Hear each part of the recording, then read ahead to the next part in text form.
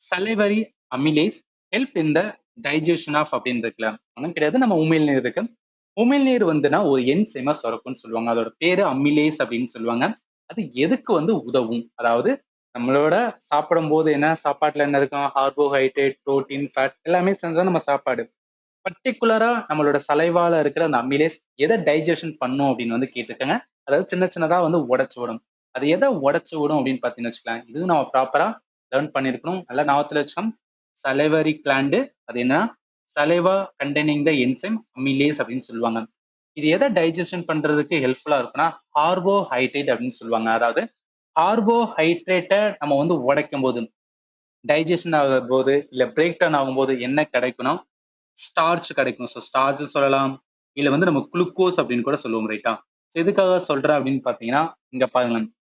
இங்க சலைவரியில இருக்கிற அமிலேஸ் என்ன பண்ணும் அப்படின்னு பார்த்தீங்கன்னா, இருக்கிற கார்போஹைட்ரேட்டை உடைச்சு டைஜஷன் பண்ணும்போது எது கிடைக்கும்னா, ஸ்டார்ச் கிடைக்கும். அதனால இந்த கொஸ்டினுக்கு ஆன்சர் பி தான் வரும்.